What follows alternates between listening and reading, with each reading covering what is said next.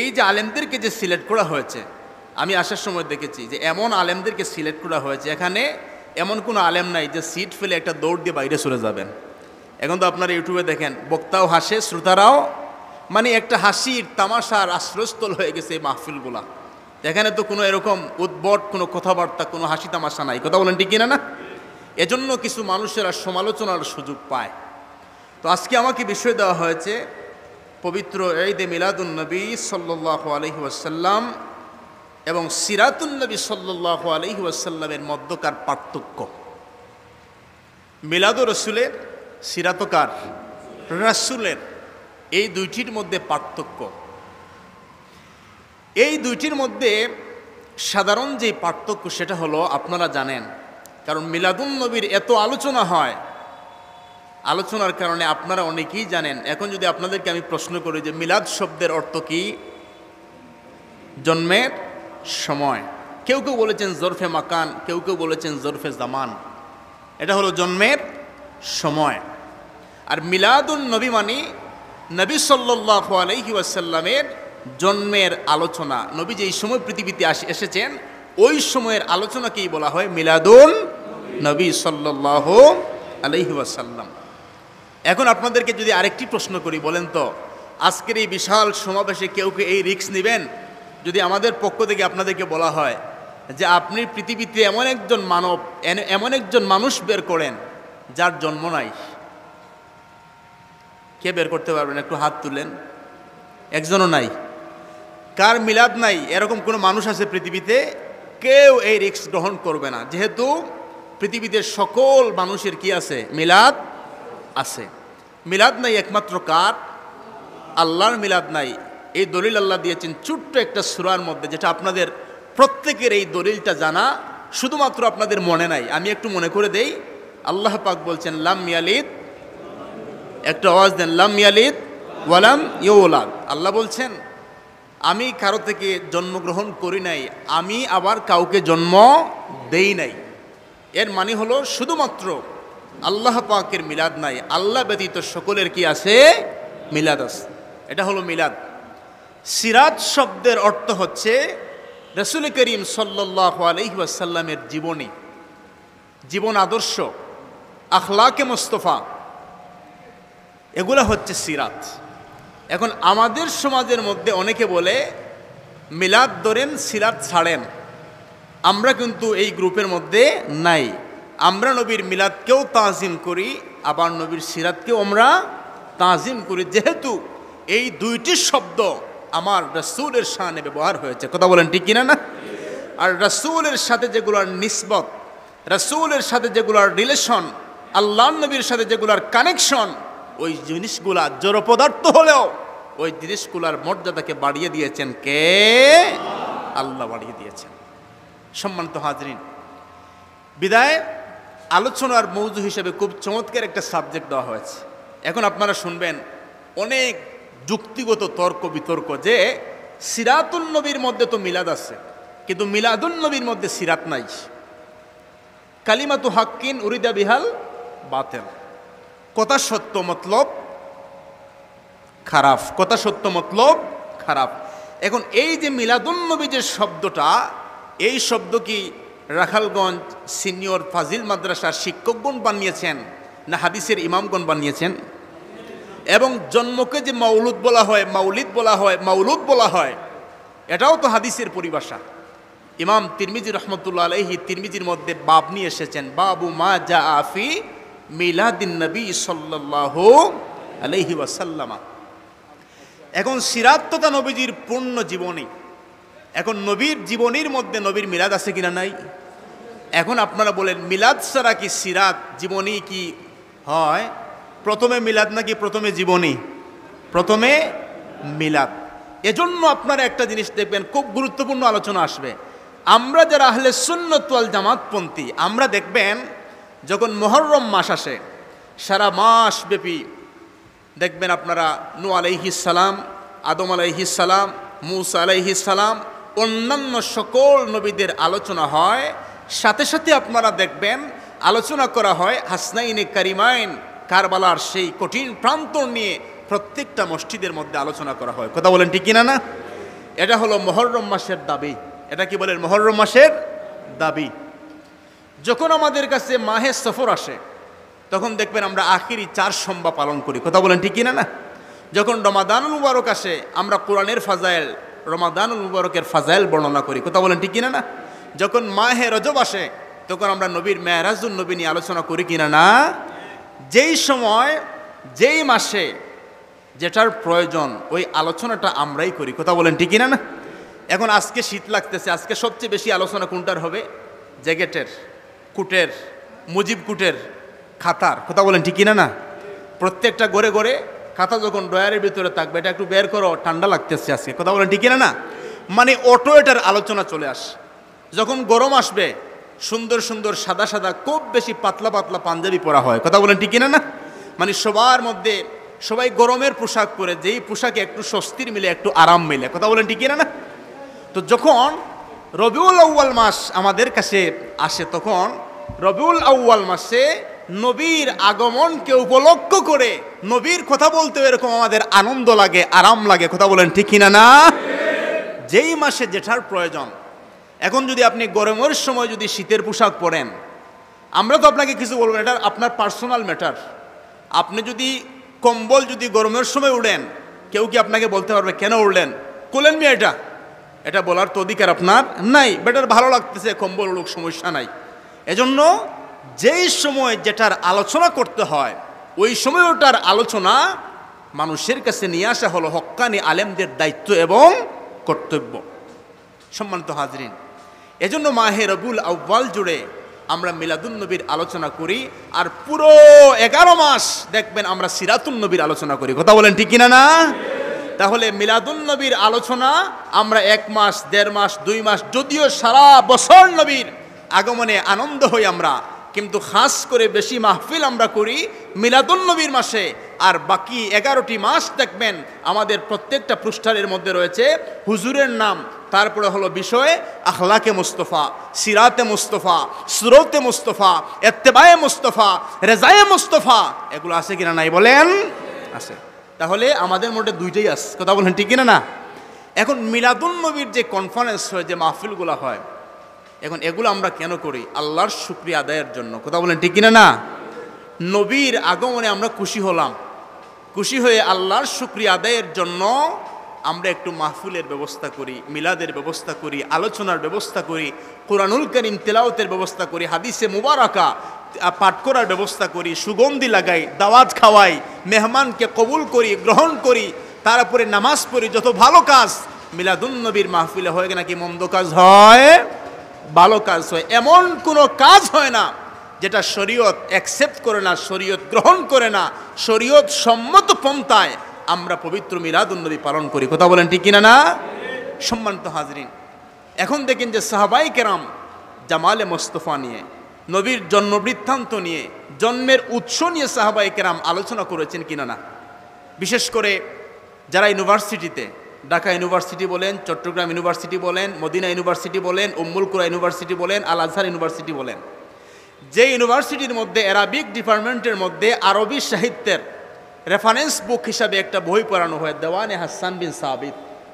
দেওয়ানে হাসান বিন সাবিত, এই বইটা পড়ানো হয়। এখানে হযরত হাসান বিন সাবিত রাদিয়াল্লাহু তাআলা আনহুর বিখ্যাত উক্তিগুলা, আল্লাহকে নিয়ে যেগুলো বলেছেন, নবীকে নিয়ে বলেছেন, ইসলামকে নিয়ে বলেছেন, এই উক্তিগুলা ওই বইয়ের মধ্যে রাখা হয়েছে, জমাকৃত করা হয়েছে। মেশকাত শরীফ আরবি কিতাব, বাংলা নয়, 410 নম্বর পৃষ্ঠা। কত নম্বর? 410 নম্বর পৃষ্ঠা।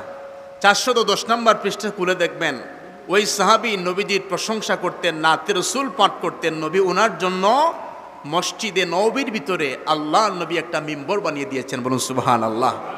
আর বলেছেন হাসান, হাসান বিন সাবিত হচ্ছে আমি রসুলের পার্সোনাল কবি, শায়রুর রসুল সাল্লাল্লাহু আলাইহি ওয়াসাল্লাম। এজন্য হযরত হাসান বিন সাবিত রাদিয়াল্লাহু তাআলা আনহু মসজিদে নববীর মিম্বরের মধ্যে দাঁড়িয়ে আল্লাহর নবীর শানে, আল্লাহর নবীর জামাল নিয়ে, আল্লাহর নবীর সৌন্দর্য নিয়ে তিনি আলোচনা করেছেন। মিম্বরের মধ্যে দাঁড়িয়ে বললেন, ওয়া আহসানু মিনকা লাম তারা কাত্তু আইনি وأجمل منك لم تلد النساء خلقت مبرأ من كل عيب كأنك قد خلقت كما تشاء جربنا الله أكبر হযরত হাসান বিন সাবিত রাদিয়াল্লাহু তাআলা আনহু মিম্বরের উপরে দাঁড়িয়ে বলছেন ওয়া আহসানু মিনকা লাম তারা কাত আইনি ইয়া রাসূলুল্লাহ ইয়া হাবিবাল্লাহ আমি হাসান বিন সাবিত আমার জীবনে অনেক সুন্দর সুন্দর মানুষের চেহারা দেখেছি আরবীদের চেহারা দেখেছি আজমিদের চেহারা দেখেছি আপনারা বলেন আরবের মানুষেরা সুন্দর নাকি বাঙালিরা সুন্দর আরবের মানুষেরা সুন্দর হযরত হাসান বিন সাবিত রাদিয়াল্লাহু তাআলা আনহু বলেন ইয়া রাসূলুল্লাহ ইয়া হাবিবাল্লাহ আমার জীবনে আমি অনেক সুন্দর সুন্দর মানুষের চেহারা দেখেছি নবী কিন্তু আপনার মতো এত উজ্জ্বল আর লাবণ্যময় নুরানি চেহারা আমি হাসান বিন সাবিত আমার জীবনে এমন সুন্দর কোনো মানুষ দেখি না আরো আসতে বলেন সুবহানাল্লাহ হযরত হাসান বিন সাবিত বলেন ইয়া রাসূলুল্লাহ ইয়া হাবিবাল্লাহ সাল্লাল্লাহু আলাইহি ওয়াসাল্লাম আপনার মতো চেহারার এত সুন্দর চেহারার একজন মানুষ আমার কিয়ামত হয়ে যাবে কোনো মা কোনো মহিলা আপনার মতো একজন সুন্দর সন্তান জন্ম দিতে পারবে না আপনার মতো এত সুন্দর একটা সন্তান কিয়ামত পর্যন্ত কোনো মা জন্ম দিতে পারবে না সম্মানিত হাজরিন মেশকাত শরীফ 513 নম্বর পৃষ্ঠা আরবি কিতাব যে নবীজি বলেছেন আমি আমার প্রাথমিক অবস্থা সম্পর্কে আমি তোমাদেরকে বলবো আমি হলাম দাওয়াতু ইব্রাহিম আলাইহিস সালামের দোয়ার ফসল জুড়ে বলুন সুবহানাল্লাহ নবীও তো নিজের মিলাদের কথা বলেছেন ওয়া বিশারাতু ঈসা এবং ঈসা আলাইহিস সালামের সুসংবাদ ইব্রাহিম আলাইহিস সালাম বলেছেন রব্বানা ওয়াবাস ফীহিম রাসূলা ঈসা আলাইহিস সালাম বলেছেন আমার পরে এমন একজন নবী আসবেন ওনার নাম হলো ইসমুহু আহমদ বলুন না সুবহানাল্লাহ ওয়া রুইয়া উম্মি আর আমার মায়ের স্বপ্ন মানে কি মা আমেনা বলেন আমার সন্তান যখন আমার গর্ভে আসলো আমি আমেনা দেখলাম আমার পেটের ভিতরে যেন একটা নূর প্রবেশ করেছে বলুন সুবহানাল্লাহ আমাদের মায়েরা যখন আমাদেরকে পেটের মধ্যে যখন বহন করেছিল মায়ের শরীরটা দুর্বল হয়ে গিয়েছিল মা হাঁটতে পারে নাই খেতে পারে নাই চলাফেরা করতে পারে নাই কিন্তু নবীর মা আমেনা বলেন আমার সন্তান যখন আমার গর্ভে চলে আসলো দুনিয়ার মানুষেরা আমার চোখের মধ্যে তো পাওয়ার এত জ্যোতি বেড়ে গেল আমি মক্কাতুল মুকাররমা থেকে মুলকে শামের বড় বড় প্রাসাদগুলো আমি নিজে দেখেছি বলুন সুবহানাল্লাহ সম্মানিত হাজরিন তারপরে হাসান বিন সাবিত রাদিয়াল্লাহু তাআলা আনহু বলছেন খুলিকতা মুবাররাআম মিন কুল্লি আইবিন ইয়া রাসূলুল্লাহ আপনাকে খুব ভালো করে আমরা দেখলাম নবীকে দেখার জন্য সাহাবায়ে কেরাম অধীর আগ্রহে তারা নবীজির চেহারার দিকে চেয়ে বসে থাকতেন বলুন না সুবহানাল্লাহ যেমন আপনারা নবীর কথা শোনার জন্য জন্মের আলোচনা শোনার জন্য আপনারা কিভাবে বসেছেন মোহব্বত নিয়ে আর সাহাবায়ে কেরাম সরাসরি দেখেছেন আচ্ছা আপনারা বলেন আপনি যদি মায়ের কাছে বসে মনোযোগ আছে তো আপনাদের মায়ের কাছে বসে কি নানাবাড়ির গল্প করা যায় একটু আওয়াজ দেন মায়ের পাশে বসে নানাবাড়ির গল্প করা যায় তো যারা বলে সাহাবায়ে কেরাম কি নবীর মিলাদ পালন করেছেন নবীর আলোচনা করেছেন আরে বাবা আমরা তো আলোচনা করি সাহাবায়ে কেরাম সরাসরি দেখেছেন আল্লাহ নবী ওই আঙ্গুল দ্বারা আকাশের চাঁদকে দ্বিখণ্ডিত করেছেন বলুন সুবহানাল্লাহ তো সরাসরি দেখা আর ওয়াজ শোনা বেশ কম আছে কিনা নাই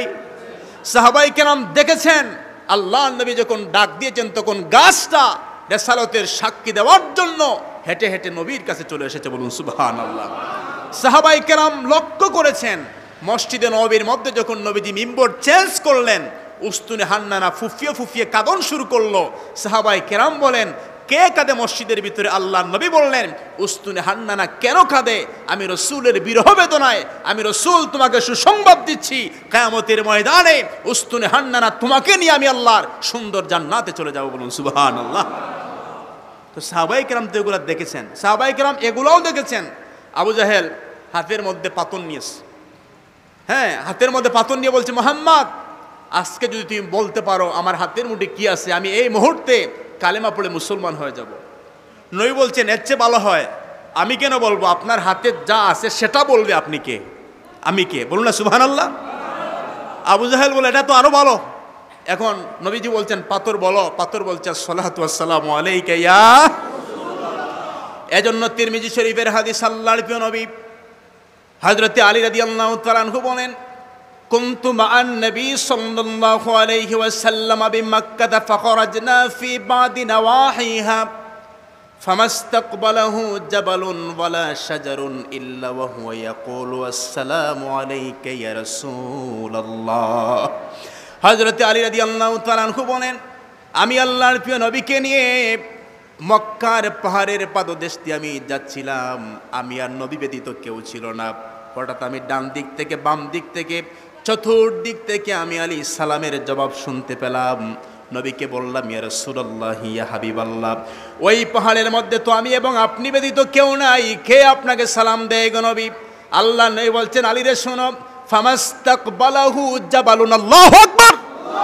ফামাস্তাকবালাহু জাবালুন। জাবাল শব্দের অর্থ কি আপনারা বলেন? পাহাড় নাকি নদী? পাহাড়। ইস্তেকবাল অর্থ হলো ওয়েলকাম, স্বাগতম, অভ্যর্থনা দেওয়া। আল্লাহর প্রিয় নবী বলেন, ফামাস্তাকবালাহু জাবালুন ওয়ালা শাজারুন। শাজার শব্দের অর্থ গাছপালা। আল্লাহর প্রিয় নবী বলেন, ফামাস্তাকবালাহু জাবালুন ওয়ালা শাজারুন। আমি নবীকে ইস্তেকবাল দেওয়ার জন্য, অভিনন্দন জানানোর জন্য আল্লাহর পাহাড় আর গাছপালাগুলো আমি রাসূলকে সালাম দিচ্ছে। বলুন সুবহানাল্লাহ। এখন পাথর বলে তিনি হচ্ছেন নবী। বলুন না সুবহানাল্লাহ। এজন্য আল্লাহর প্রিয় নবী বললেন, জাবালু উহুদিন ইউহিব্বুনা ওয়া নুহিব্বুহু। আল্লাহর প্রিয় নবী বলছেন, সাহাবীরা, ওই যে জাবালে উহুদ পাহাড়ে দেখো, ওই উহুদ পাহাড়টা আমি রাসূলকে মহব্বত করে, তোমরা উহুদ পাহাড়কে মহব্বত করো। বলুন সুবহানাল্লাহ।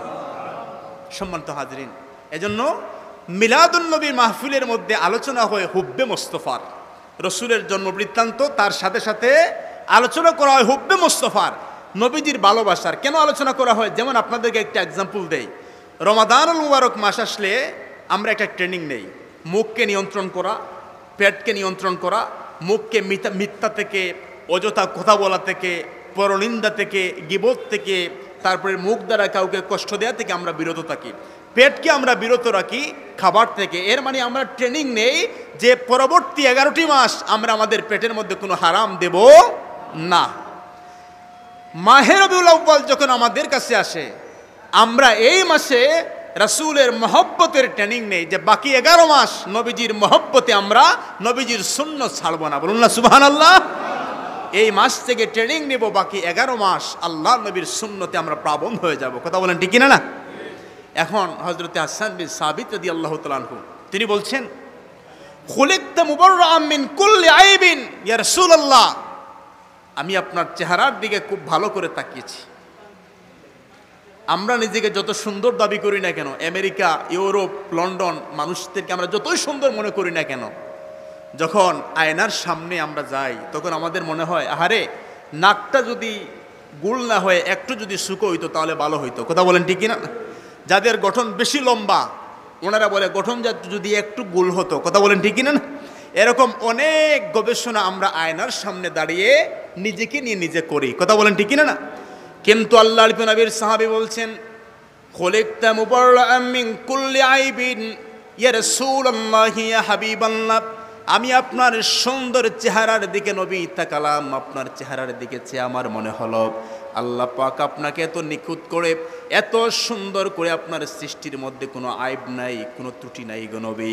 আল্লাহ এত সুন্দর করে আপনাকে সৃষ্টি করেছেন, কান্নাকা কাদ খুলিকতা কামা তাশাউ।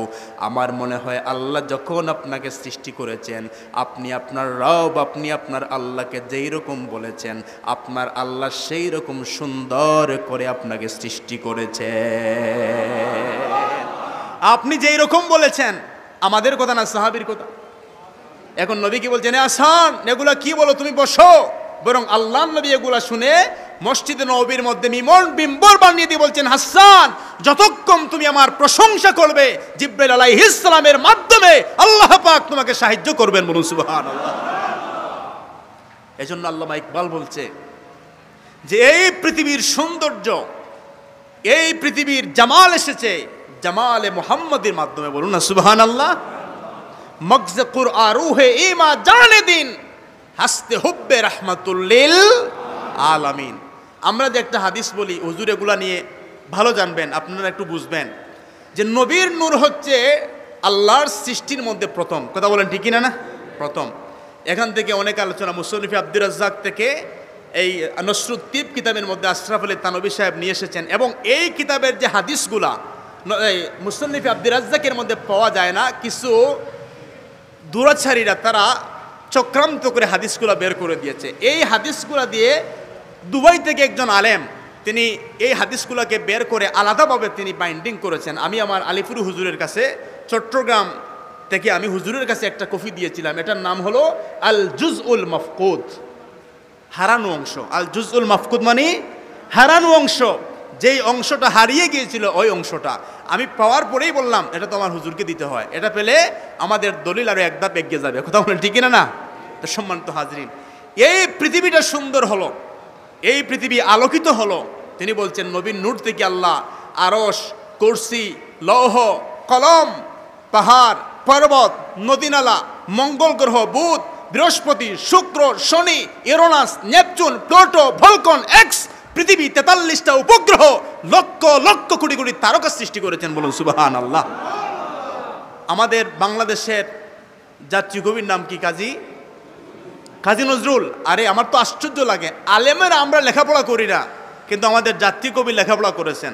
জাতীয় কবি যদি এই হাদিস না পেতেন তাহলে এত সুন্দর কথা জাতীয় কবি বলতে পারতেন না। কথা বলেন ঠিক না? না, আমার মনে হয় কাজী নজরুল হুজুর ভালো করে এই হাদিসটা পড়েছেন যে নবীর নূর দিকে আল্লাহ পাক চন্দ্র সূর্য সব সৃষ্টি করেছেন। কিভাবে? লাউলা মুহাম্মাদুন ওয়া উম্মাতুহু লামা খালাকতুল জান্নাতা ওয়ালান নারা ওয়ালা শামসা ওয়ালাল কামারা ওয়ালাল লাইলা ওয়ালান নাহারা ওয়ালা মালাকাম মুকাররাবাম ওয়ালা নাবিয়্যাম মুরসালা। আল্লাহ বলেন কিছুই সৃষ্টি করতাম না। লাউলা কালামা খালাকতুল আফলাক, রাওয়ায়াত বিল মানা, এটা যে কিছুই সৃষ্টি করতাম না যদি আমার নবীকে সৃষ্টি না করতাম। বলুন না সুবহানাল্লাহ। আর এখন সম্মানিত হাজরিন দেখেন, রাসূল করিম সাল্লাল্লাহু আলাইহি ওয়াসাল্লামের আগমনে পৃথিবীর সবাই খুশি ছিল মিলাদুন নবীতে। আমরা মিলাদও মানি, সিরাতও, দুইটাকে আমরা সমান মর্যাদা দেই। মিলাদও আমার নবীর, সিরাতও আমার নবীর, এটা নিয়ে কোনো ইখতিলাফ আমাদের মধ্যে নাই।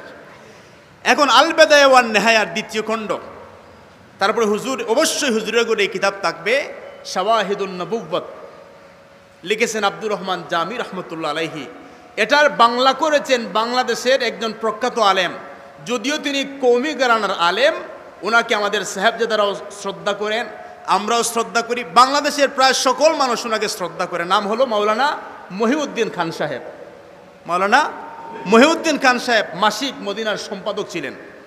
উনি এই কিতাবের বাংলা করেছেন শাওয়াহিদুন নবুওয়াতের। এই কিতাবের 34 নম্বর পৃষ্ঠার মধ্যে, কত নম্বর? 34 নম্বর পৃষ্ঠার মধ্যে তিনি লিখেছেন, আল বিদায়া ওয়ান নিহায়া থেকে কপি করেছেন, যে ইমাম আল্লামা জামি কপি করেছেন, তিনি অনুবাদ করেছেন যে আল্লাহ নবীর আগমনে তামাম কায়নাতের সবগুলা খুশি ছিল, একমাত্র নারাজ ছিল মিস্টার ইবলিস। কে নারাজ ছিল? আল বিদায়া ওয়ান নিহায়ার দ্বিতীয় খণ্ডের মধ্যে এসেছে যে ইবলিস তার জীবনে 4 বার কান্নাকাটি করেছে, জমিনে হাসার খেয়ে পড়েছে, মাথার মধ্যে হাত দ্বারা আঘাত করেছে, চিৎকার দিয়ে চেঁচামেচি করেছে, আর হায়ুতাস আর পেরেশানি করেছে। তার জীবনে কয়বার? কিয়ামতের আগ পর্যন্ত ইবলিস আর এরকম কান্নাকাটি করবে না। কয়বার? মনে রাখবেন এগুলা। কোন কিতাব? আল বিদায়া ওয়ান নিহায়া, কত নম্বর খণ্ড? দ্বিতীয় নম্বর খণ্ড। ইসলামী ফাউন্ডেশন থেকে বাংলা হয়েছে, আপনারাও পড়ে নেবেন, দেখবেন আছে কিনা নাই। যদি না মিলে মুঝে পাকার লো, মিল যায় মেরা কোই শিকওয়া নেহি হে, মিল যায় মিলাদ মুস্তাফা পাকার লো। নবীর মিলাদ ধরো। এখন বর্তমান যুগ এমন, জানেন কেমন? ডক্টর আল্লামা তাহের আল কাদেরী সাহেব উনি একটা কোল বলেছিলেন, আজকে আপনাদেরকে বলবো। তিনি বলছেন বর্তমান সময় এরকম, जो हदीस उनकी अकीदा के खिलाफ नजर आती है वो ज़ईफ है, मौजू है, जो मिल जाए वो सही है। কথা বুঝতেছেন আপনারা? মানে যেটা নিজের পড়তায় পড়ে এটা সহি, আর যেটা নিজের আকীদার সাথে মিল নাই বলবে এটা তো জয়ীফ হাদিস, মিয়া এটার কোনো ভিত্তি নাই, মুনকার হাদিস। ওই হাজা হাদিসুন মুনকার, সহি হাদিসকেও মুনকার বানিয়ে দেয়। কথা বলেন ঠিক কিনা? না? তাহলে ইবলিস কয়বার কেঁদেছিল? কিতাবের নাম কি? আল বিদায়া ওয়ান নিহায়া। ইবলিস তার জীবনে 4 বার কান্নাকাটি করেছে। প্রথম নাম্বার হলো আল্লাহ রাব্বুল আলামিন যখন তিনি বললেন আদম আলাইহিস সালামকে সেজদা দেওয়ার জন্য, ইবলিস সেজদা দেয় নাই। ইবলিস আল্লাহ পাকের আদেশ অমান্য করলো। আল্লাহ পাক বলেন আবা ওয়াস্তাকবারা ওয়া কানা মিনাল কাফিরিন।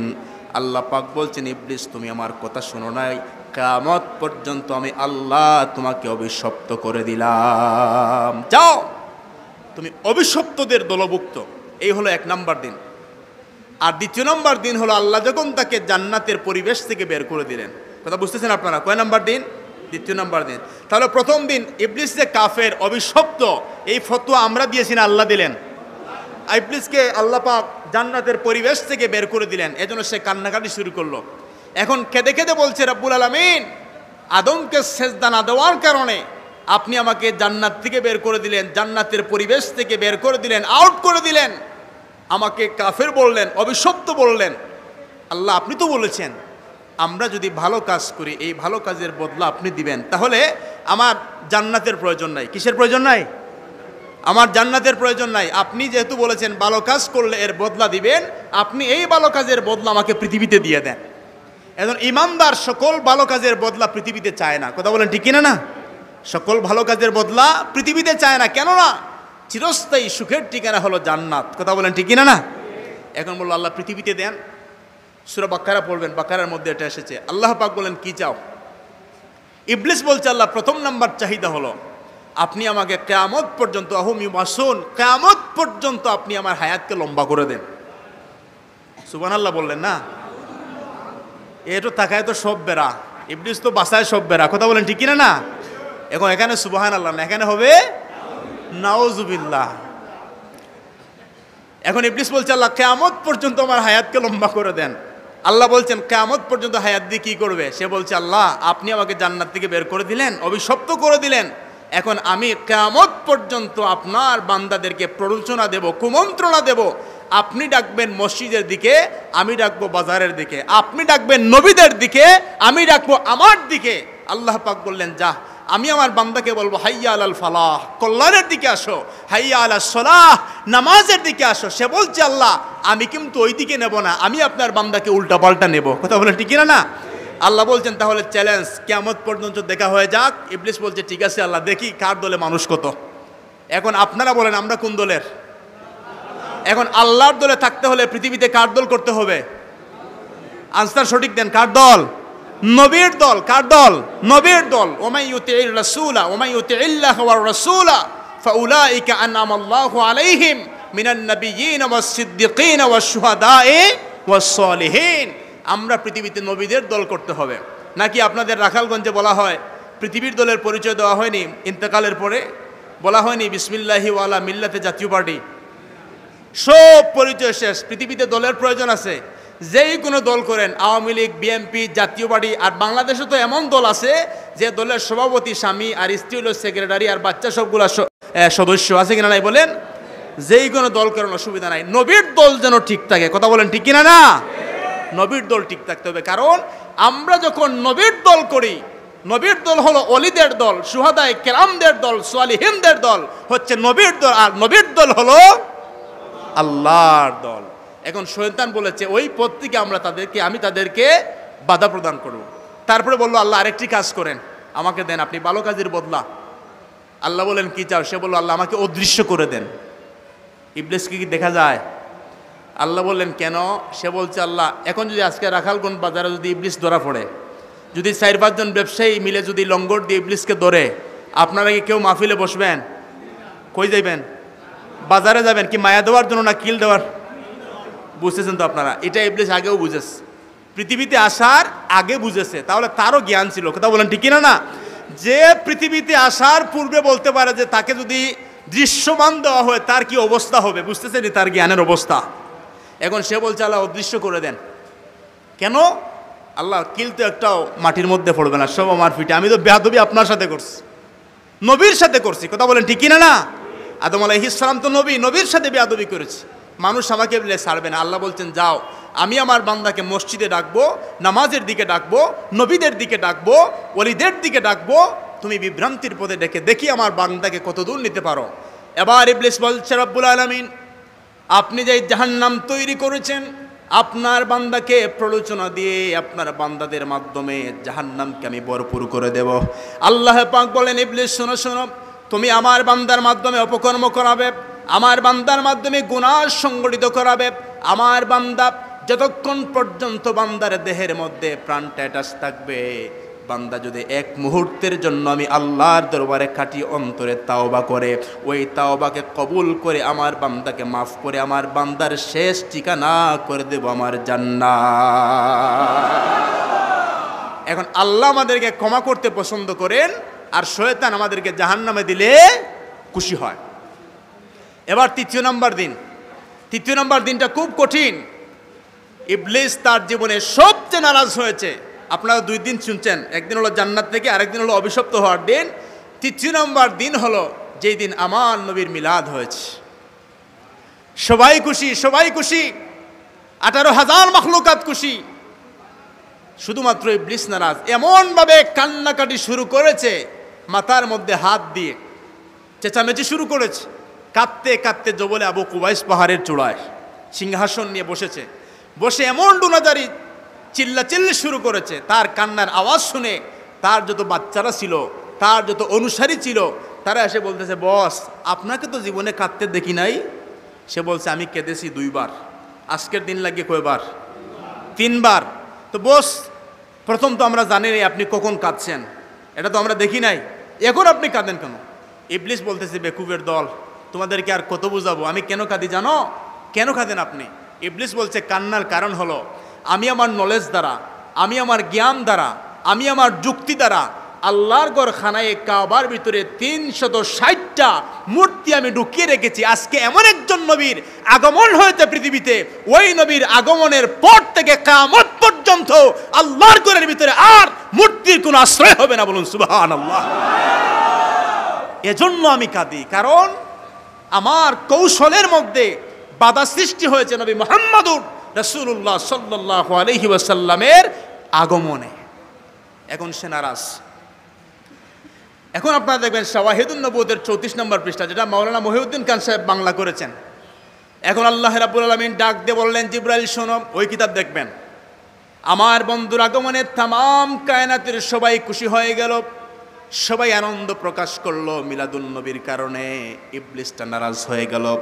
আল্লাহ এবার জিবরাইল বলেন, রাব্বুল আলামিন ইবলিসকে তো একটা শাস্তি দেওয়ার প্রয়োজন, কথা বলেন ঠিক কিনা না? এবার জিবরাইল বলেন, রাব্বুল আলামিন আপনি বলেন কোন ধরনের শাস্তি দিলে ভালো হয়? আপনি যদি নির্দেশ দেন তাহলে আমি আমার নুরানির ডানা দ্বারা একটা ধাক্কা দিলে তাকে খুঁজে পাওয়া যাবে? খুঁজে পাওয়া যাবে না। আল্লাহ পাক বললেন, জিবরাইল শোনো, তাকে শেষ করা যাবে না, তার সঙ্গে আমি আল্লাহ পাকের একটা কমিটমেন্ট হয়েছে, ওয়াদা হয়েছে। জিবরাইল বলছেন, আল্লাহ ওয়াদা কি? আল্লাহ কি ওয়াদা খেলাফ করেন? আল্লাহ ওয়াদা খেলাফ করেন? আল্লাহ বলেছেন, যদি ঈমান নিয়ে যদি আমল করো আমি আল্লাহ জান্নাত দেব। এই কথার মধ্যে কোনো বেজাল আছে? কোনো বেজাল নাই। আল্লাহ পাক বলছেন, জিবরাইল শোনো, আমার সঙ্গে তার কমিটমেন্ট হয়েছে, আমার সঙ্গে তার ওয়াদা হয়েছে। কি ওয়াদা? আমাকে সে বলেছে কিয়ামত পর্যন্ত তার হায়াতকে আমি লম্বা করে দেব। এবার যদি তুমি তাকে শেষ করে দাও তাহলে তো ওয়াদা শেষ হয়ে যাবে, এজন্য ওয়াদা আমি শেষ করতে চাই না। এবার জিবরাইল বলছেন, রাব্বুল আলামিন তাহলে কি করব? শাওয়াহিদুন নবুয়ত 34 নম্বর পৃষ্ঠা, বাংলা পড়বেন পাবেন, উর্দু পড়লেও পাবেন। এবার আল্লাহ রাব্বুল আলামিন বলছেন, ইবলিসের শাস্তি হলো, ইবলিস তার সিংহাসন নিয়ে আমার নবীর আগমনের কারণে নারাজ হয়ে সে জবলে আবু কুবাইস পাহাড়ের চূড়ায় বসেছে। ওই ইবলিসের সিংহাসন সহ ইবলিসকে তুলে তুমি আরব সাগরের মধ্যে 40 দিন সুবাও।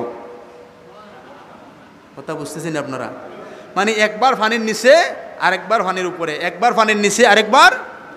এখন আমাদের ক্ষমতা থাকলে যারা মিলাদুন নবী মানে না, আমরাও কি? আল্লাহ মাফ করুক। মিলাদুন নবী পালন করে এক জিনিস আর না মানা আরেক জিনিস, এটা আপনারা বুঝবেন। আমরা তো বলি সিরাতুন নবীও মানে, মিলাদুন নবীও মানে। আপনি যদি বলেন যে আমি মিলাদুন নবী পালন করব না, এটা আপনি যদি করতে চান করেন, না করলেন না করেন, মুস্তাহাব আমল, আমাদের কোনো বাধ্যবাধকতা নাই। কিন্তু আপনি যখন বলবেন আমি মিলাদুন নবী মানে না, তখন কোরআনের বাইরে চলে যাবেন। কিরকম? মা কানা মুহাম্মাদুন আবা আহাদিম মির রিজালিকুম ওয়ালাকিন রাসূলুল্লাহি ওয়া খাতামান নাবিয়িন। নবী তো পৃথিবীতে এসেছেন শেষ নবী হয়ে। এখন যদি বলেন মিলাদুন নবী মানি না, বোঝা যাবে নবী এখনো আসেন। নবীর এখনো জন্ম হয় নাই। এজন্য পালন করেন না ভিন্ন কথা, যে আমি পালন করি না। আমার মনে হয় এই মিলাদুন্নবীর মাধ্যমে আমরা অনেক জায়গায়, আমাদের সিলেটে এটা ঘটে না, আসলে মিলাদুন্নবী এমন একটা মাহফিল, যেই মাহফিলের কারণে আমরা পুরো মুসলিম উম্মাহ ঐক্যবদ্ধ হতে পারবো। কথা বলেন ঠিক কিনা? না, ঐক্যবদ্ধ হতে পারবো। এটা নিয়ে আমাদের মধ্যে অনৈক্য সৃষ্টি যারা করে, আমরা এর পক্ষে নয়। কথা বলেন ঠিক কিনা? না, দেখবেন যে অনেকে ঐক্য সৃষ্টি করে বিভিন্ন ধরনের উদ্ভট, বিভিন্ন ধরনের বিভিন্ন কালচার নিয়ে মিলাদুন্নবীর মধ্যে গান, বাদ্যযন্ত্র এগুলো ঢুকাইয়া, এগুলো শরীয়ত সম্মত না। কথা বলেন ঠিক কিনা? না, এগুলো আমরা মানি না। সম্মানিত হাজরিন, তাহলে নবীর মিলাদ কেন হয়েছে? আমাদেরকে আলাদা করার জন্য নাকি আমাদেরকে একত্রিত করার জন্য? কথাগুলো বুঝে বলেন। আলাদা করার জন্য না একত্রিত করার জন্য? তাহলে মিলাদুন্নবীর স্লোগান হলো মিলাদুন্নবীর মাধ্যমে পুরো মুসলিম উম্মাহ একত্রিত হওয়ার জন্য নবীর মিলাদ হয়েছে। কথা বলেন ঠিক কিনা? না, কিরকম জানেন? নবীর আগে কি ইসলাম ছিল না?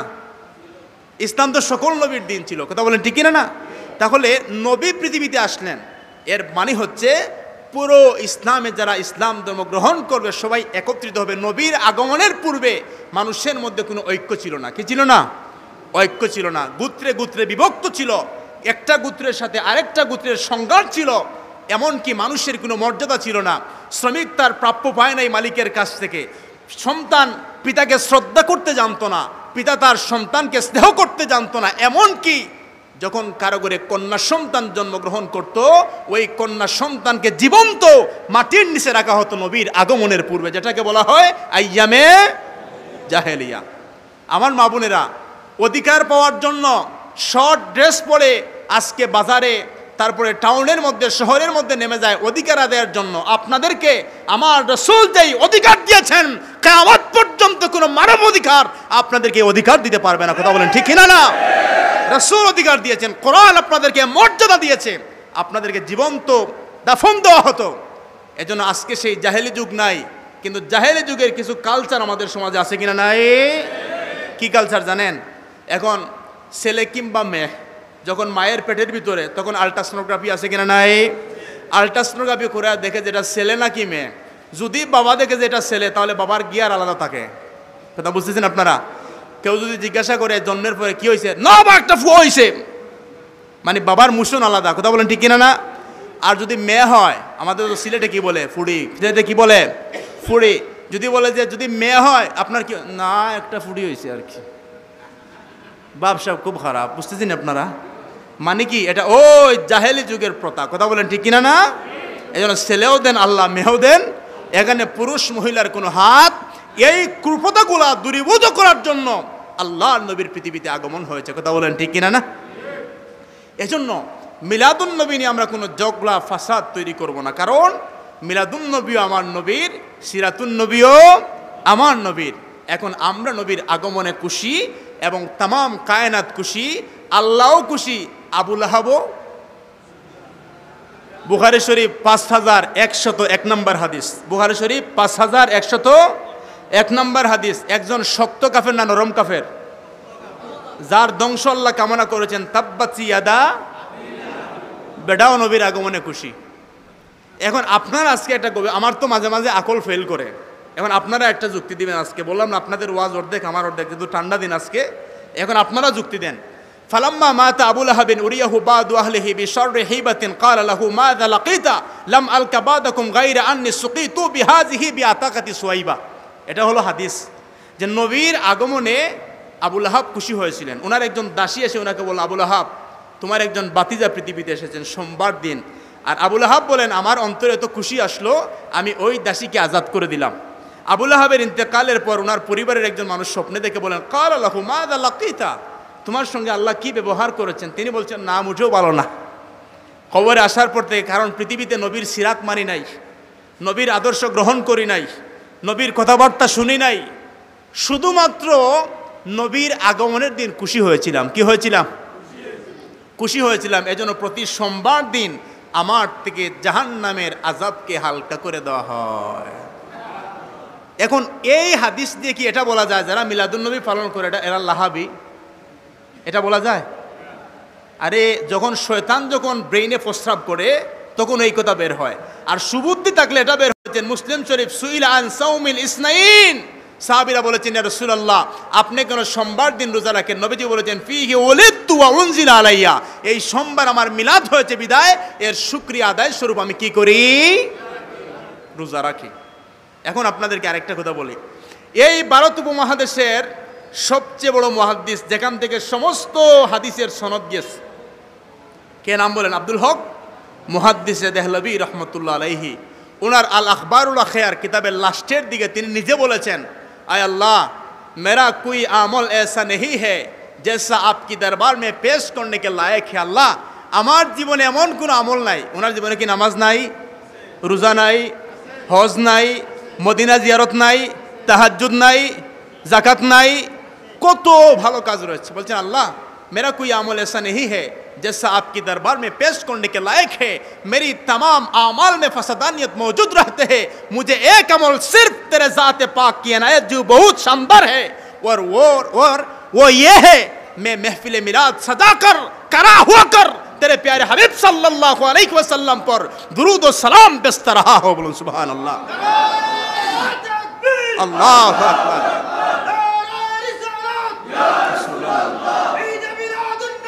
जिंदाबाद जिंदाबाद ঈদ মিলাদুন নবী। সম্মানিত হাজরিন, এজন্য ইসলামের অনেক বিষয় আছে যেটা আপনি আকল দিয়ে ধরতে পারবেন না, আকল দিয়ে ধরা যায়। এখন যদি আমি আপনাকে প্রশ্ন করি, হাজিরা গিয়ে যে কঙ্কর মারে কোন জায়গায় বলেন তো? সেই কঙ্কর যে মারে, এখানে কি শয়তান আছে? শয়তানকে দেখা যায়? এখন যদি আমরা বলি একটু শয়তানকে দেখান, বলবে এটা বিধান। এখন বিধান আপনি মানলেন, কথা বলেন ঠিক কিনা? না। এজন্য ইসলামের অনেক জিনিস, কেউ যদি বলে আপনাকে আল্লাহকে দেখান, আপনি দেখাতে পারবেন? ইমান এমন একটা জিনিস। এখন আমি তাহেরুল কাদের সাহেবের একটা ডায়লগ দিই, তিনি বলতেন, ইসলামের যে বিষয়গুলা, আকল কি পাস জবাব নেহি, ইশক কি পাস জবাব হ্যায়, জব আকল লাজব হয়ে যায়গা ইশক জবাব দেতা হ্যায়। ইসলামের অনেক জিনিস যেখানে আপনি আকলকে প্রশ্ন করলে আকল লাজব হয়ে যাবেন, तो अकल की पास जवाब नहीं, ईमान की पास जवाब है। जब अकल लाजवाब हो जाएगा ईमान जवाब देता है। কথা বলেন ঠিক কিনা? না। নবীর প্রেমে, নবীর মহব্বতে আমরা মিলাদুন নবী পালন করি। যেই দিন দেখেন, আলেম ওলামা বাদ দেন, আমাদের বাংলাদেশের জাতীয় কবি, কেন বারবার ওনাকে নিয়ে আনছি জানেন? যে উনি তো বড় আলেম ছিলেন না, উনিও বুঝেছেন, আলেমরা বুঝে নাই। উনি, আমরা আজকে এই যে রাখালগঞ্জ মিলাদুন নবীর মাহফিল হবে, আপনারা কি জিনদেরকে দাওয়াত দিয়েছেন না মানুষদেরকে দিয়েছেন? একটু আওয়াজ দেন, কাদেরকে দিয়েছেন? গাছকে দিয়েছেন না পাহাড়কে দিয়েছেন? মানুষকে দিয়েছেন? নদীকে দিয়েছেন না আকাশকে দিয়েছেন? এখন ইবলিস বেজার হয়েছিল কয়দিন, মনে আছে কোন কিতাব? ভুলে গেছেন আপনারা, এই লাইভ থেকে পুরো দেখে নেবেন। আল বেদা ওয়ান নেহায়া, দ্বিতীয় খণ্ড, আর শাওয়াহিদুন নবুওত 34 নম্বর পৃষ্ঠা। এখন কয় নম্বর দিন পর্যন্ত খাদনের কথা বললাম?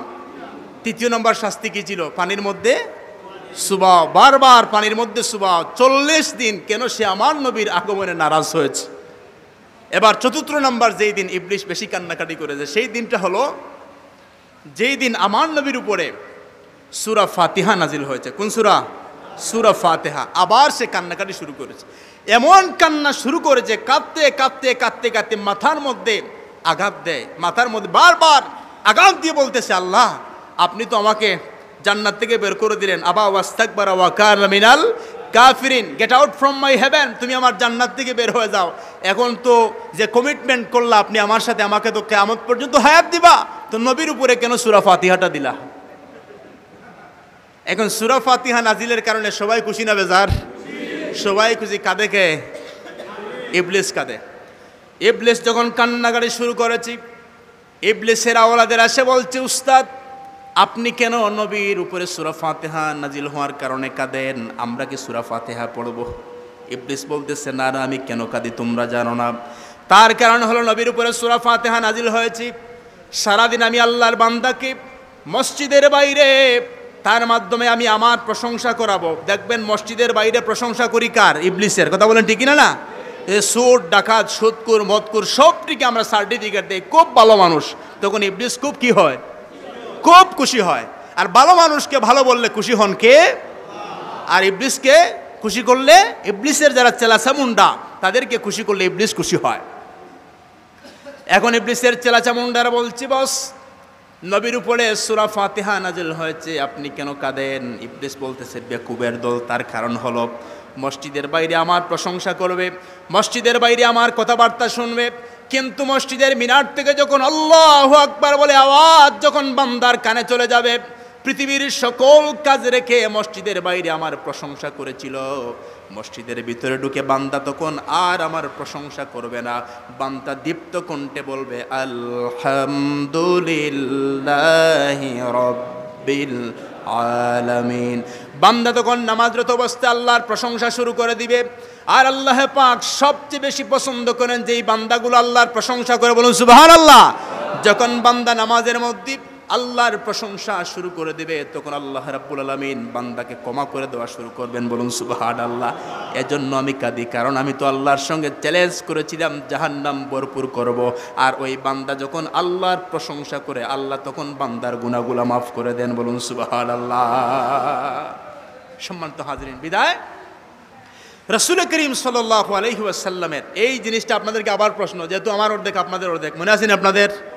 এখন আপনাদের অর্ধেক নিয়ে আপনারা উত্তর দেন যে আগে রাসূল করিম সাল্লাল্লাহু আলাইহি ওয়াসাল্লামের আপনি আনুগত্য করবেন, নবীর সুন্নত পালন করবেন, আপনি বলেন তো আগে মহব্বত নাকি আগে আনুগত্য করেছেন আপনি? মহব্বত। কারণ যেখানে আপনার উপর 5 বছর বয়সে 7 বছর বয়সে আপনার উপর নামাজি ফরজ হয় না, 10 বছর বয়সে ডান্ডা আছে কিনা নাই নামাজের জন্য, তা এমন ডান্ডা না যেই ডান্ডায় মানুষ মারা যায় মুসল্লি, ধীরে ধীরে ধীরে ধীরে, বুঝতেছেন আপনারা? তাহলে প্রথমে আমাদেরকে নামাজের প্রতি ট্রেনিং দেওয়া হয়েছে, আমাদেরকে রাসূলের সুন্নাহর প্রতি ট্রেনিং দিয়েছেন আমাদের মা বাবারা। পরবর্তীতে আমরা কি করেছি? নবীর সুন্নাহর আলোকে জীবন গড়ার চেষ্টা করেছি। তাহলে ওই যে 10 বছর 7 বছর ওই বয়সের মধ্যে আমাদেরকে হুব্বে মোস্তফা নবীজির মহব্বত নিয়ে আমাদের কাছে আমাদের মা বোনেরা আলোচনা করেছেন, কথা বলেন ঠিক কিনা না? যেমন নবীজির খাদেম ছিলেন হযরতে আনাস ইবনে মালিক রাদিয়াল্লাহু তাআলা আনহু, হিজরতের পূর্বের ঘটনা বলছি। তিনি যখন ছোট্ট ছিলেন, ছোট্টবেলায় ওনার মা ওনাকে নিয়ে মাগরিবের পরে যখন বসতেন, বসার পরে ওনার মা হুব্বে মোস্তফার আলোচনা করতেন, নবীর মহব্বতের আলোচনা করতেন, নবী করিম সাল্লাল্লাহু আলাইহি ওয়াসাল্লামের সৌন্দর্যের আলোচনা করতেন। আর নবীর সৌন্দর্যের আলোচনা করতে করতে করতে করতে করতে করতে হযরতে হাসান বিন সাবিত রাদিয়াল্লাহু তাআলা আনহু ছোট্টবেলায় হুব্বে মোস্তফা ওনার কলিজাটা ভরপুর হয়ে গিয়েছিল, বলুন সুবহানাল্লাহ। 10 বছর নবীর খাদেম ছিলেন, আল্লাহু আকবার। 10 বছর নবীর খাদেম, কথা বুঝতেছেন আপনারা? ছোট্ট বয়স। এখন প্রথমে আনুগত্যের জন্য মহব্বত লাগবে, কথা বলেন ঠিক কিনা না? মহব্বত যখন আপনার ভিতরে আসবে তখন আপনি আনুগত্য করবেন। আর মিলাদুন নবীর মাহফিল এর 1 নাম্বার কারণ হলো আল্লাহর শুকরিয়া আদায় করা, 2 নাম্বার কারণ হলো নবীর মহব্বত ঢুকায় অন্তরের মধ্যে ঢুকানোর পর নবীর সুন্নাহর আলোকে জীবন গঠন করা, কথা বুঝতেছেন আপনারা? এখন এটা আমাদের কথা না, কোরআনের কথা। এই আয়াতের তাফসির আপনারা অনেক শুনেছেন, আমি আবার একটু মডিফাই করে আপডেট দিয়ে বলবো, দেখেন তো কীরকম হয়। আল্লাহ রাব্বুল আলামিন বলছেন কুল ইন কুনতুম তুহিব্বুনাল্লাহ, কুল ইন কুনতুম তুহিব্বুনাল্লাহ, হাবিব আপনি আমার বান্দাদেরকে বলেন তারা যদি আমাকে ভালোবাসতে চায় আমাকে। এখন আমরা কি আল্লাহকে ভালোবাসি না? কারা ভালোবাসি না? একটু হাত তুলেন। দেখছেন কারো মনোযোগ নাই। একটু চেক করলাম যে আপনাদের মনোযোগ আসেনি। আমি বুঝলাম না, মাইকের সাউন্ডটা মনে হয় ক্লিয়ার না নাকি? আমি বলছি যে কারা ভালোবাসতে চাই না, আপনারা বলে হাত তুলছেন। আমি একটু পরীক্ষা করলাম যে মনোযোগ ঠিক আছে নি আপনাদের, যে এখন তো ঠিক আছে আপনাদের, বলুন আলহামদুলিল্লাহ। আমরা তো সবাই আল্লাহকে ভালোবাসি, কথা বলেন ঠিক কিনা না? এখানে কেউ নাই যে আমরা আল্লাহকে ভালোবাসি না, এরকম কেউ আছেন? কেউ নাই। আবার খুব বেশি আপনারাও এই রিস্ক নিতে পারবেন না। এমন একজন মুসলমান খুঁজে পাওয়া খুব কষ্ট হবে যেই মুসলমান নবীর আগমনে নারাজ। আছেন এরকম কেউ? নাই। শুধুমাত্র পার্থক্য কি জানেন? ওই যে ওনারা বলেন আপনারা দাঁড়িয়ে সালাম দেন, আপনারা র্যালি করেন, বেরাদুবির মাহফিল করেন, এই ছোট্ট ছোট্ট কিছু পার্থক্য। এই পার্থক্য নিয়ে আমরা যেন মুসলিম উম্মার মধ্যে ফাটল সৃষ্টি না করি, কথা বুঝতেছেন আপনারা? নবীর আগমনে সবাই খুশ। এখন যেই মসলকের যেই দলের হক, ওনাকে জিজ্ঞাসা করবেন ভাই আপনি তো ওই দল করেন, আপনি ওই দল করেন, আচ্ছা আপনি ভাই একটু 100% শিওর আপনি একটা কথা বলেন, নবীর আগমনে আপনি খুশি না বেজার? বলবে হুজুর আমি খুশি। কেউ কি বেজার বলবে? তো আপনি যে খুশি, মানে খুশির কোনো আলামত বুঝি না। তিনি বলবেন যে আমি তো বাড়িতে থেকেই খুশি, কথা বলেন ঠিক কিনা না? কেউ বলবে আমি দোকানের থেকে খুশি, আমি গাড়িতে থেকে খুশি। তো সবাই তো খুশি, কথা বলেন ঠিক কিনা না? সবাই খুশি। এখন বাড়িতে থেকে যারা খুশি আর মাহফিলে যারা এসে খুশি, ওনাদের মধ্যে পার্থক্য আছে কিনা নাই? বাড়িতে আপনি বসলে আপনার স্ত্রীর সাথে কথা বলবেন, ছোটো ছোটো বাচ্চাদের সাথে কথা বলবেন, হয়তো মোবাইলের মধ্যে ইউটিউবে একটু গজল শুনবেন, ওয়াজ শুনবেন, নতুবা সামনে যা পড়ে, বুঝতেছেন তো আপনারা, এই যে যোগ এগুলা করবেন। আর মাহফিলে আসলে আপনি কোরআন শুনবেন, হাদিস শুনবেন, নামাজের কথা শুনবেন, রোজার কথা শুনবেন। একটা মাসালা যদি এই মাহফিল থেকে শুনে যেতে পারেন, ওইটাই আপনার জীবনের সবচেয়ে বড় সফলতা বয়ে আনবে। কথা বলেন ঠিক কিনা না? এখন প্রশ্ন হলো, আমার অনেক ভাইরা, আসলে আমাদের স্টাডির অভাব। অনেকে বলেন যে কোরআনের মধ্যে নবীর আগমনের কথা আছে কিনা নাই, যদি থাকে তাহলে আমরা মানবো, না থাকলে মানবো না। আমরা কোরআন থেকে দেখি যে নবীর আগমনের কথা কোরআনে আছে কিনা নাই, দেখবো কিনা না? সবাই মুখস্থ করে নেবেন। 3টা শব্দ, কয়টা? 3টা শব্দ দিয়ে আল্লাহ কোরআনের বিভিন্ন জায়গায় নবীর আগমনের কথা বলেছেন। বলুন না সুবহানাল্লাহ। 1 নাম্বার শব্দ হলো বাসা। 1 নাম্বার কি? বাসা অর্থ কি? আশা নাকি দেওয়া নাকি নেওয়া? আশা, প্রেরণ করা। আল্লাহ রাব্বুল আলামিন রাসূলকে প্রেরণ করে কুরআনুল কারীমের মধ্যে বললেন, লাকাদ মান্নাল্লাহু আলাল মুমিনিনা ইজ বাসা ফীহিম রাসূলা। আমি আল্লাহ মুমিনদের উপরে বড় অনুগ্রহ করেছি তাদের মধ্যে আমার রাসূলকে পাঠিয়ে দিয়ে। বলুন না সুবহানাল্লাহ। তাহলে বাসা দ্বারা আল্লাহ নবী প্রেরণের কথা বলেছেন। কথা বলেন ঠিক কিনা না? 2 নম্বর শব্দ হলো যা আ। কি বলেন? যা আ অর্থ আশা নাকি যাওয়া? আশা। যা অর্থ কি? আশা নাকি যাওয়া? আশা। আল্লাহ রাব্বুল আলামিন বলছেন, ক্বাদ জাআকুম মিনাল্লাহি নূর, তোমাদের কাছে আমি আল্লাহর পক্ষ থেকে এসেছে নূর। বলুন সুবহানাল্লাহ। তারপরে আল্লাহ রাব্বুল আলামিন বলছেন, লাকাদ জাআকুম রাসূলুম মিন আনফুসিকুম আজিজুন আলাইহি মা আনিতুম হারিসুন আলাইকুম বিল মুমিনিনা রাউফুর রহিম। আল্লাহ রাব্বুল আলামিন বললেন, আমি আল্লাহর পক্ষ থেকে তোমাদের কাছে একজন রাসূল এসেছেন। বলুন সুবহানাল্লাহ। তাহলে নবীর আগমনের আশার কথা কোরআনে আছে কিনা নাই? আছে। মিন আনফুসিকুম, তোমাদের মধ্য থেকে। রাসূল এসেছেন কাদের মধ্য থেকে? আমাদের মধ্য থেকে। নাকি নবী জিন থেকেও আসেন নাই, ফেরেশতা থেকেও আসেন নাই, নবী এসেছেন মানব জাতি থেকে। কথা বলেন ঠিক কিনা না? নবী মানুষ কিনা না? আওয়াজ দেন, নবী মানুষ কিনা না? শ্রেষ্ঠ মানুষ, অতুলনীয়, অভাবনীয়, অকল্পনীয়। লাম ইয়াতি নাযীরুকা, যার কোন নজির, এক্সাম্পল, উদাহরণ পৃথিবীর জমিনের মধ্যে নাই। এখন আমরা অনেক ভাইরা না বুঝার কারণে আমরা কিন্তু রাগ করি না। কথা বুঝতেছেন আপনারা? আমরা রাগ করি না, কারণ আমরা সবাই মুসলমান। আমরা মিলাদুন নবীর মাহফিল করবো কি মায়ের কিলাকিলি করার জন্য, না কিলাকিলি মুক্ত করার জন্য? নবীর মিলাদ নবীর, সিরাত নবীর, দুইটাই আমার নবীর। যেই মস্তকের হন, যেই দলের হন, আপনি মিলাদুন নবী মাহফিলে আসেন, বসেন, দেখেন আমরা কি গান গাই নাকি কোরআন পড়ি?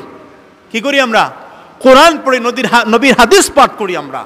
এখন আপনি দেখেন, আল্লাহ পাক বলেছেন তোমাদের মধ্য থেকে। এই তোমাদের মধ্য থেকে বলতে গিয়ে অনেকে বলে নবী আমাদের মতো মানুষ। কথা বুঝতেছেন আপনারা? এর সমাধান আমার খুব ভালো লেগেছে। আল্লামা সাহেব কিবলা রহমতুল্লাহ আলাইহির একটা গজলের বই আছে, এটার নাম কি বলেন তো? নালায়ে কালান্দার।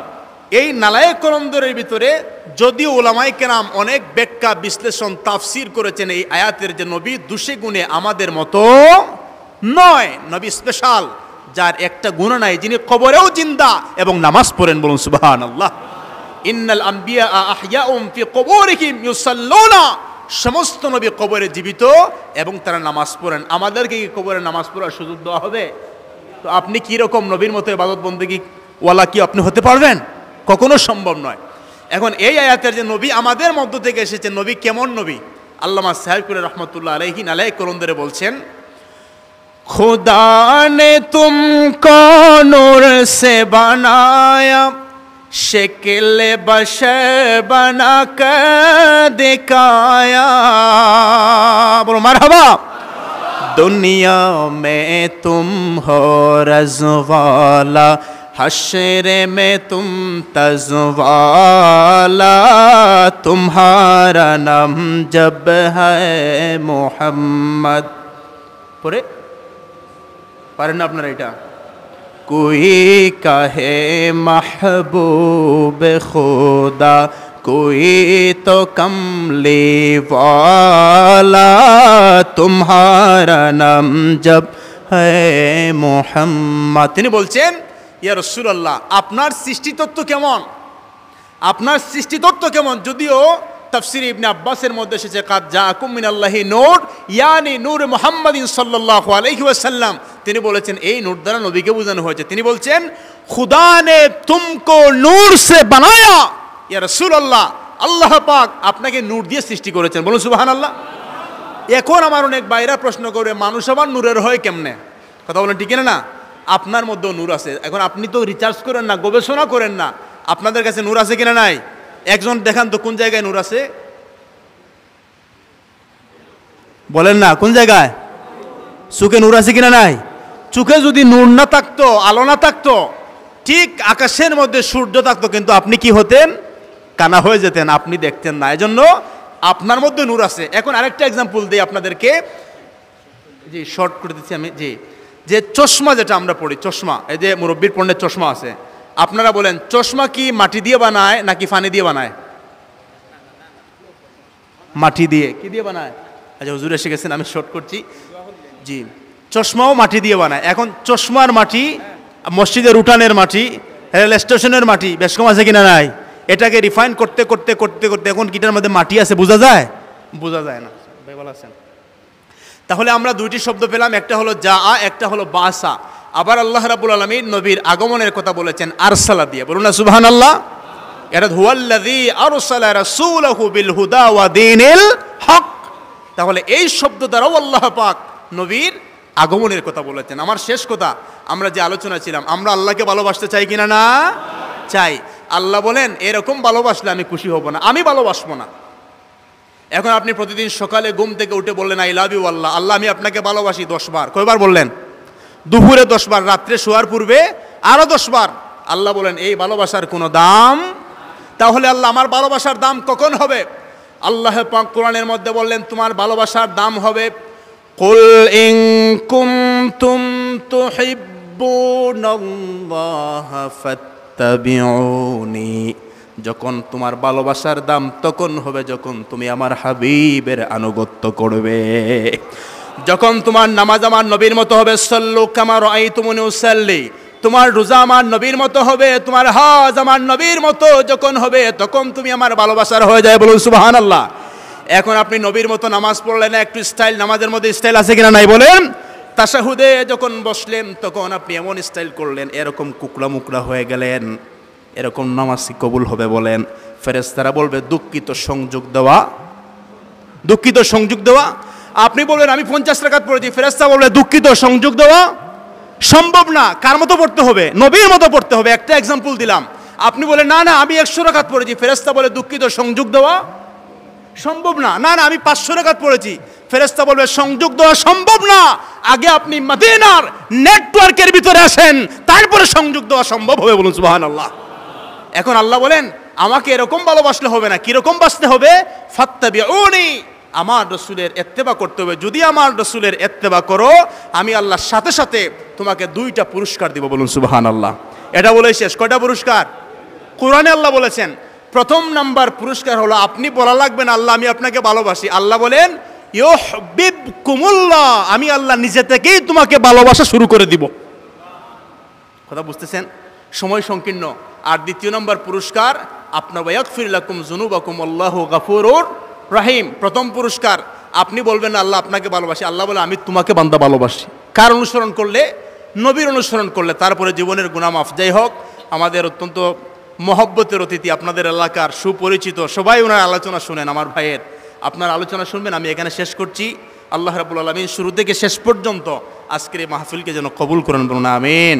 আল্লাহুম্মা আমিন। আলহামদুলিল্লাহি রাব্বিল আলামিন والصلاة والسلام على رسوله الكريم وعلى آله وصحبه وأزواجه وأهل بيته أجمعين. ربنا آتنا في الدنيا حسنة وفي الآخرة حسنة وقنا عذاب النار. اللهم رب ارحمهما كما ربياني صغيرا. رب ارحمهما كما ربياني صغيرا. اللهم آتنا لسانا ذاكرا قلبا شاكرا بدنا على البلاء صابرا الغفران من الذنوب الغابرة فإن إرادتك على كل شيء قادرا اللهم طهر فمي ونور قلبي وطهر بدني وحرم جسدي على النار سبحان ربك رب العزة عما يصفون والسلام على المرسلين والحمد لله رب العالمين السلام عليكم ورحمة الله